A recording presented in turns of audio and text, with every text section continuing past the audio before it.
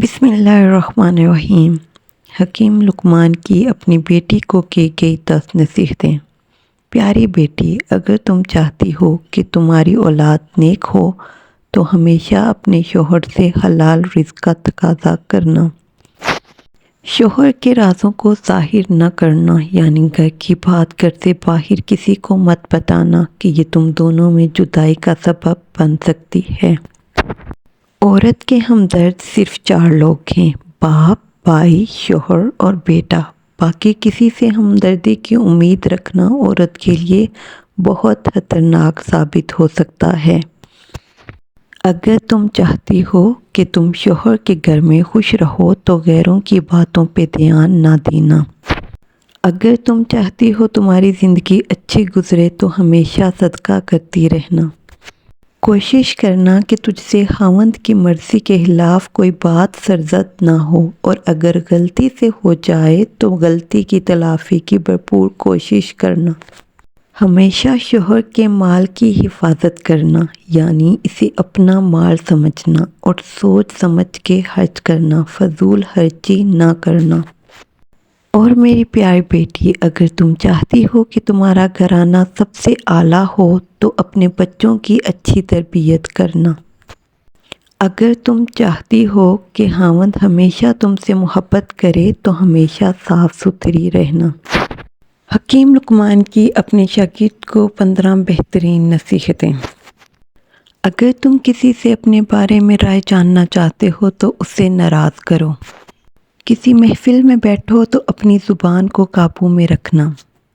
مصیبت کے وقت غیر موجودگی کسی بھی رشتے کے تقدس کو ختم کر دیتی ہے، چاہے وہ کتنا ہی مضبوط کیوں نہ ہو۔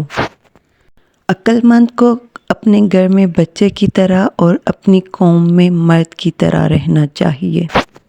اگر کوئی کام کسی کے سپرد کرنا ہو تو کسی عقل مند کے سپرد کرنا، اور اگر عقل مند میسر نہ ہو تو اسے خود سر انجام دینا۔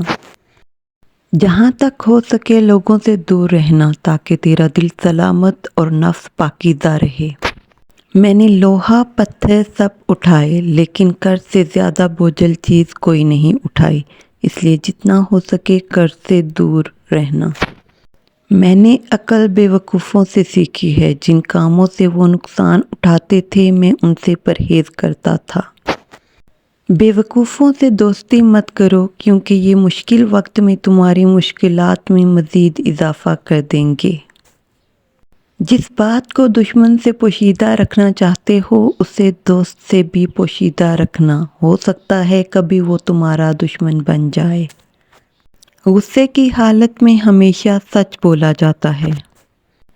آپ کو آپ سے بہتر کوئی نہیں سمجھ سکتا، لیکن اگر کوئی اس کی کوشش کرتا ہے تو یقیناً وہ آپ سے محبت کرتا ہے۔ اکثر لوگوں کے جب مقصد ختم ہو جاتے ہیں تو ان کے ضمیر جاگ جاتے ہیں، جب تک مفاد رہتا ہے ضمیر سویا رہتا ہے۔ عبادت کے وقت اپنے دل کو قابو میں رکھنا، دسترخوان پہ بیٹھو تو اپنے پیٹ کو قابو میں رکھنا، اور کسی کے گھر جاؤ تو اپنی آنکھوں کو قابو میں رکھنا۔ بڑا عالم وہ ہے جو دوسروں کے علم کے ذریعے اپنے علم میں اضافہ کرے۔ ہم وہ سارے کام پہلے کر لینا چاہتے ہیں جو ہمارے نفس کو پسند ہیں، اور وہ سارے کام زندگی کے آخری حصے کے لیے چھوڑ دیتے ہیں جو اللہ کو پسند ہوتے ہیں۔